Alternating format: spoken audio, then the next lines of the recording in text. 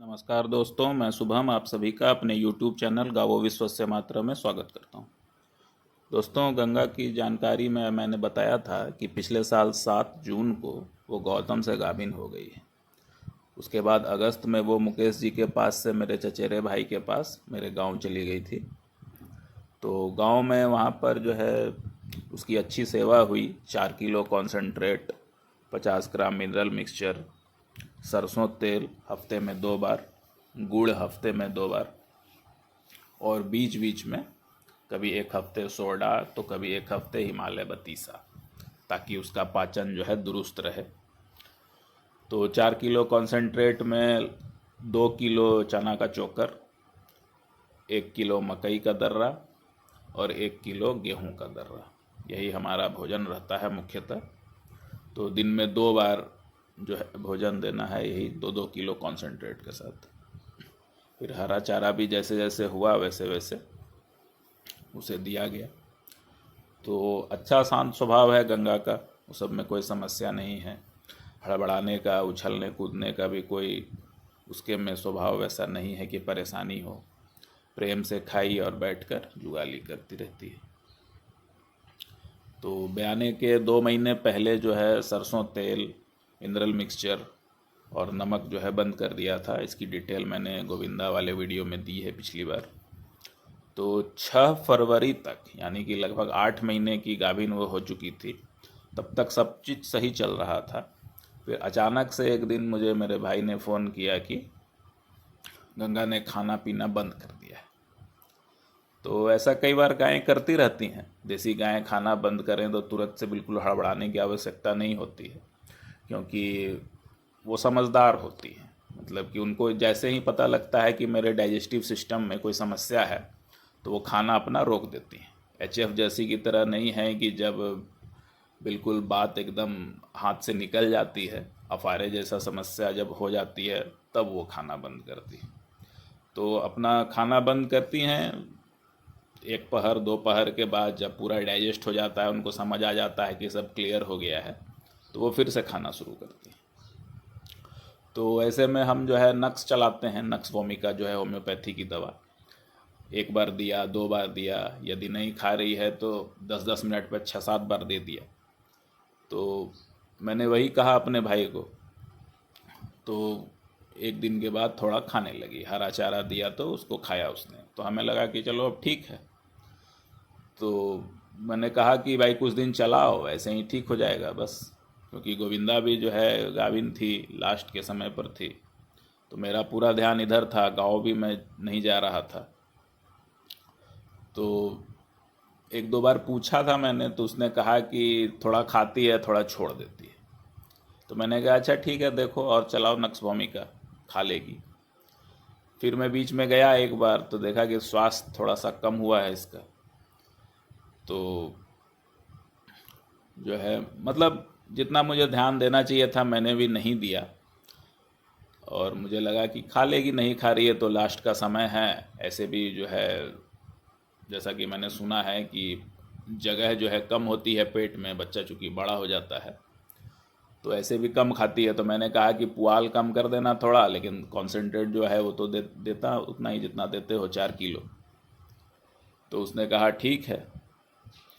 तो 20 मार्च को गोविंदा ब्याह गई और 23 मार्च को गंगा ब्याह गई। तो बहुत ही सुंदर एक बछड़े को जन्म दिया गंगा ने। उसका नामकरण जो है गबरू पहले से ही चौबे जी ने करके रखा था, क्योंकि गंगा से एक बछड़े की उम्मीद और चाह उन्हें, मतलब आज से नहीं, समझिए कि 5 साल से थी। लेकिन एक अच्छे शुद्ध गंगातीरी नंदी से उसका बछड़ा नहीं हो पा रहा था। तो 15 दिन तक तो गबरू को खुली छूट थी, जितना मन है उतना पियो। तो हमने दूध पर ज़्यादा ध्यान नहीं दिया। फिर उसको जो है 1 थन पर हम ले आए कि 1 थन पूरा उसका, बाकी 3 थन हम निकाल रहे थे। तो जब 3 थन निकाला कुछ दिन, तब देखा कि 3 थन से 8 किलो दूध ही दिन भर का आ रहा है। तो उम्मीद तो हमें ज़्यादा थी इससे, 8 किलो 3 थन से, और यदि अगले थन में थोड़ा अधिक भी माने तो 11 किलो दूध उसका 4 थन से आ रहा था। मतलब कुल दूध 11 किलो उसका तैयार था। तो इससे उम्मीद हमें कम से कम 14 किलो की थी। 3 थन से 7.5 किलो तो गोविंदा दे रही थी, जो कि जिसकी स्थिति काफ़ी मतलब एक समय दयनीय थी। तब फिर मैंने फिर से पूछा कि खा रही है सही से या नहीं। तब बताया मेरे भाई ने कि नहीं खाती है, कितना भी कम पुआल देते हैं तो लगभग 50% छोड़ देती है। तो तब हमारा जो है माथा ठनका कि भाई 50% छोड़ दे रही है यदि, तो उसमें यदि 4 किलो कॉन्सेंट्रेट हम मिला करके दे रहे थे तो असल में तो इसने 2 ही किलो खाया ना। तो जब 2 ही किलो खाएगी तो दूध कैसे देगी। तब फिर मैं गया वहाँ पर, मैंने देखा कि जो है भोजन तो छोड़ दे रही है, तो बोला उसको कि 2 किलो कॉन्सेंट्रेट अलग से ही खिला दो और थोड़ा सा कॉन्सेंट्रेट जो है वो पुआल में मिला करके देना। तो मैंने जब बाल्टी वाला जो जिस बाल्टी में कॉन्सेंट्रेट डालते हैं उसको जब उसके सामने किया, उसने वो भी नहीं खाया। तो कॉन्सेंट्रेट की बाल्टी तो देखते ही गाय जो है उस पर टूट पड़ती हैं। कॉन्सेंट्रेट यदि नहीं खा रही है तो पुआल में मिला हुआ कॉन्सेंट्रेट वो क्या खाएगी। तब लगा कि इतने दिनों से नक्श भूमिका चला रहे हैं फिर भी जो है समस्या समाप्त नहीं हुई है, तो क्या किया जाए। तब फिर मैंने पूछा ज्योति यादव से। तब उसने बताया कि ऐसा गाय तभी करती हैं जब उनकी लीवर में समस्या होती है। लीवर मतलब फैटी लीवर जैसी समस्या होने लगती है। और यह समस्या होनी कोई बड़ी बात भी नहीं है, क्योंकि गंगा को काफ़ी दिन से जो है 4 किलो कॉन्सेंट्रेट दिया जा रहा था। एक्सरसाइज वैसी है नहीं, वहाँ पर जगह उतनी है नहीं, दूध वो दे नहीं रही थी कि फ़ैट उसमें से निकलेगा। तो क्या होता है कि जब ये मतलब ओवर फीडिंग एक तरह की हो गई तो उसमें जो है लीवर के ऊपर चारों बगल जो फैट थोड़ा जमता है। तो यही समझदारी थोड़ी देसी गायों में होती है, जिसके कारण कि वो जो है एक्सट्रीम जो बीमारियां होती हैं उससे बच जाती हैं। यदि फैटी लीवर के बाद भी गंगा खाते रहती तो ज़्यादा भयानक रोग और फिर अचानक से खून का मोटा होना, फिर दौरा पड़ना, और कई बार गाय मर भी जाती हैं इन सब कारणों से। तो ये सब जो है देसी गायों में ये सब से बचाव रहता है।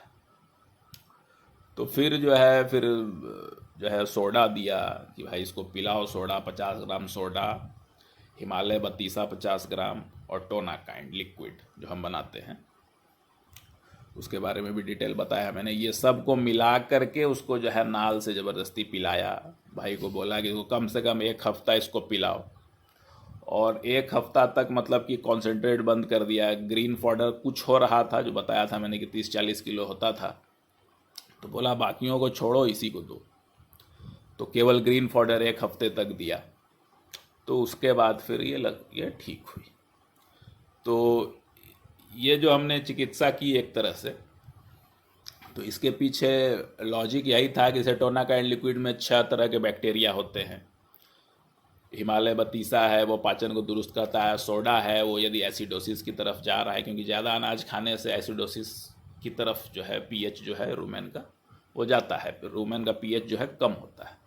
तो वो पीएच को वो जो है वो एक बफर बनाए कि भाई थोड़ा सा यदि आप बेसिक आइटम उसमें देंगे तो पीएच उसकी नॉर्मलाइज होती है। और ग्रीन फॉडर कुछ दिन इसलिए दिया ताकि जो फैटी लीवर वाली समस्या है, वो चर्बी जो है लीवर की वो धीरे धीरे गल कर निकल जाए। तो इसलिए केवल ग्रीन फॉडर दिया, और दूध में आ गई थी तो फिर फैट ऐसे भी निकल ही जाता है।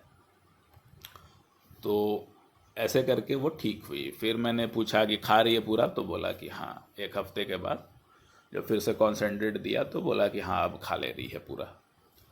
तो ब्याने के बाद से उसका जो है 4 किलो को बढ़ा करके 5 किलो कर दिया था हमने। लेकिन दूध जो है जब पूरा खाने भी लगी तो दूध उतना ही रहा। 3 थन से 8 किलो से ज़्यादा दूध नहीं आ रहा। तो एक बार तो मैंने सोचा भी कि दाना और थोड़ा बढ़ा के देखते हैं, 6-7 किलो करके देखते हैं। लेकिन सिचुएशन कुछ ऐसी बनी कि हमें ज़्यादा दूध की आवश्यकता नहीं थी। पीक हम चेक कर सकते थे, लेकिन ऐसा था कि दूध जो है जैसे 8 किलो दूध है तो घर में उतनी खपत नहीं है। और गांव में जो रेट है दूध का, वो लोग मतलब 40 रुपये भी लेना नहीं चाहते। यदि आप 40 रुपये भी दे रहे हैं तो पैसा देंगे कि नहीं पता नहीं है। तो वो मतलब मैं अपने गाय की दूध की बेइज्जती नहीं करवा सकता कि 40 रुपये में ही दे दो। 36 रुपये किलो तो मेरा कॉन्सेंट्रेट पड़ जाता है। चना चौका 34 रुपये आता है। 30 रुपये 32 रुपये से कम का कोई आइटम नहीं है। तो मैं 35 रुपये में दूध थोड़ी ना बेचूंगा। बोला कॉन्सेंट्रेट ही कम कर दो, वही तुम्हारी सेविंग हो गई। तो 1 किलो कॉन्सेंट्रेट मैंने बढ़ाना दूर, मैं घटा ही दिया। बोला घटा दो इसका, जब दूध की उतनी आवश्यकता नहीं है तो कॉस्ट कटिंग ही इनपुट कॉस्ट जो है उसकी ही कटिंग कर देते हैं। आउटपुट कम है तो कम रहने दो। तो कॉन्सेंट्रेट कम करा दिया, पीक उतना चेक भी नहीं किया। और दूसरी बात यह भी है कि यदि बढ़ाते भी तो भी कोई ज़रूरी नहीं है कि वो 14-15 किलो तक चली जाती, क्योंकि असल में जब से उसने खाना जो कम किया था 6 फरवरी के बाद से, आप बॉडी भी देख सकते हैं। 6 फरवरी को की बॉडी आप देखिए इसकी, बहुत ही शानदार है। 1 महीने में इससे और बढ़ती, कम से कम 20% और इसका जो है बॉडी में इम्प्रूवमेंट होता, लेकिन वो कम हो गया।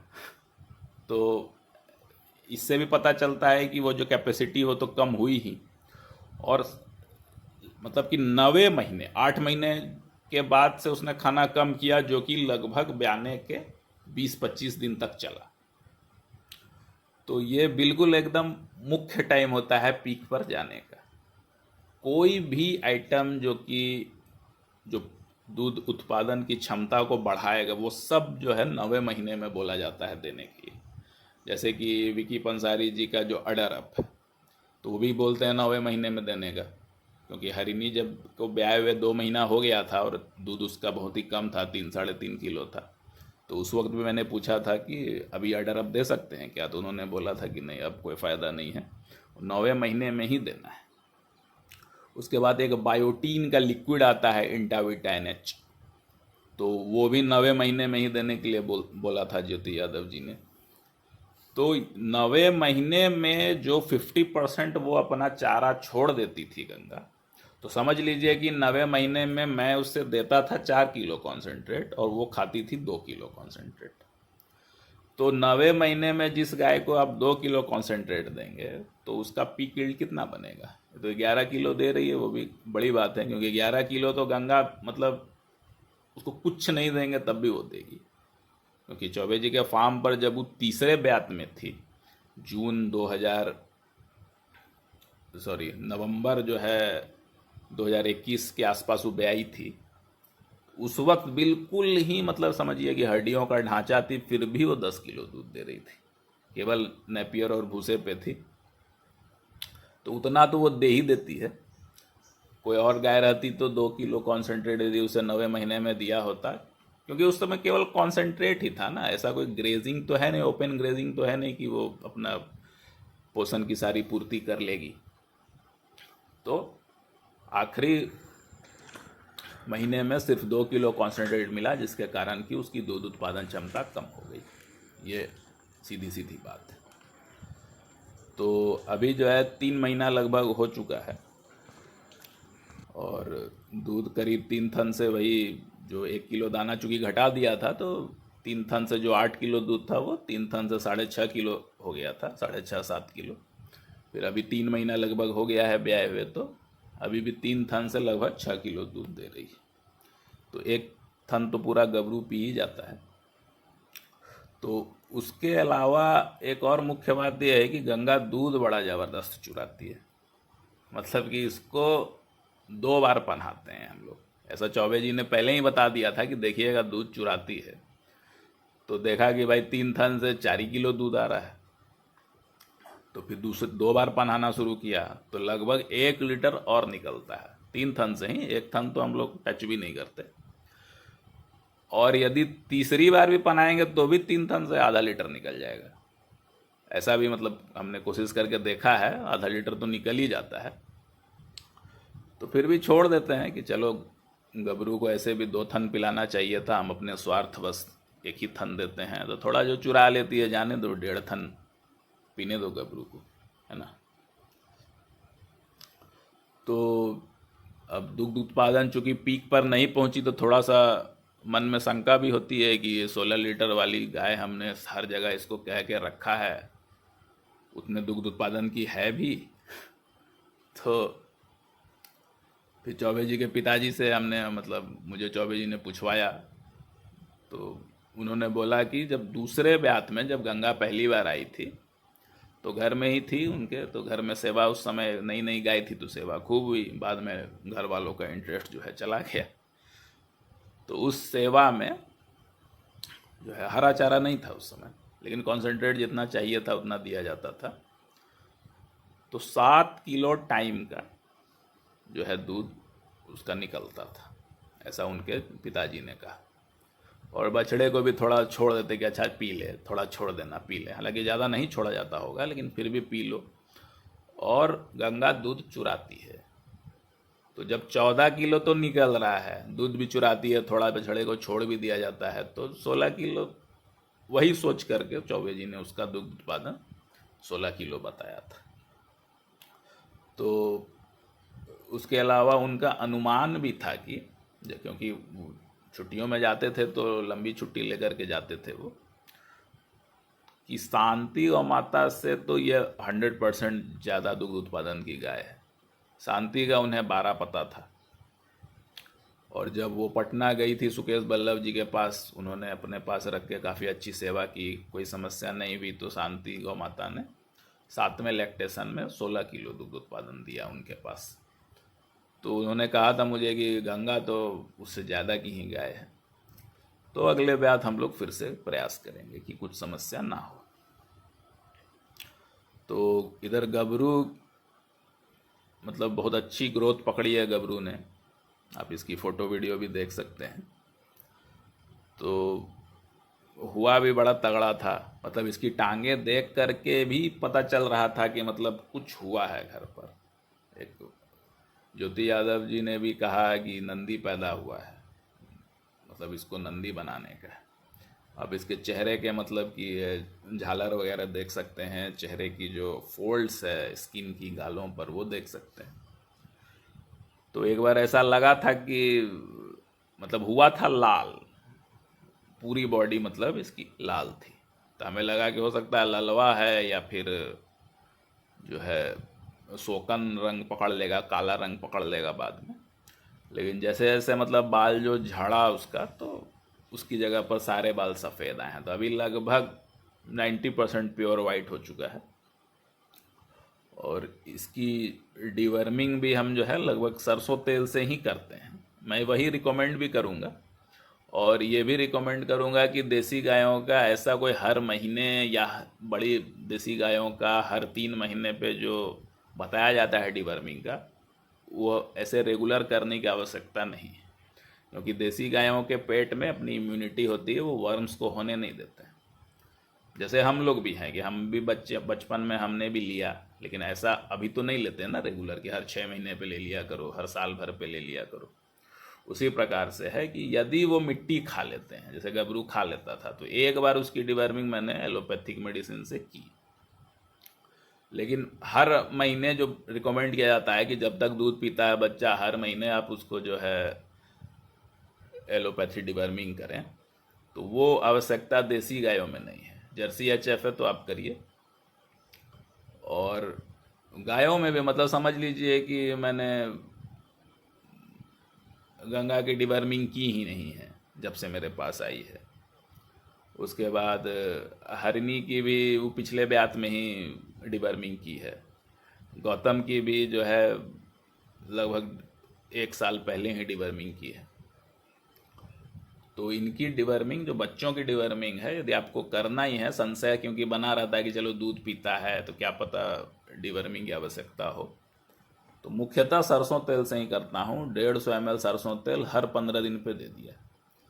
ये जो यदि वर्म्स हैं भी तो उनकी एक साइकिल होती है, 21 दिन पर वो जो है मल्टीप्लाई करते हैं। मतलब कि यदि जीवाणु अंडे दिए उन्होंने, तो वो अंडे से 21 दिन के बाद निकलते हैं। तो यदि आप 28 दिन तक लगातार सरसों तेल का सेवन कर लेते हैं, तो वो सारे जो है अंडे भी से भी जो है जीवाणु निकल जाएंगे, वो भी मर जाएंगे, और जो पहले से हैं जीवाणु वो तो मर ही जाएंगे।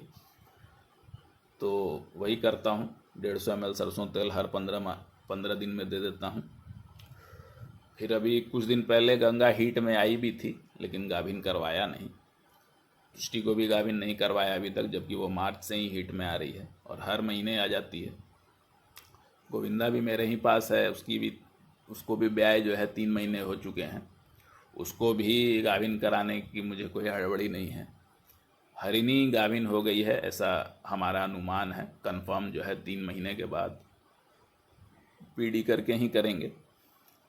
तो मैं अपनी गायों को समय पर क्यों गाभिन नहीं करवाता, इसकी चर्चा अगले वीडियो में करूँगा। तो आज की वीडियो में इतना ही, मिलते हैं अगले वीडियो में। तब तक के लिए जय गौ माता, जय गोपाल।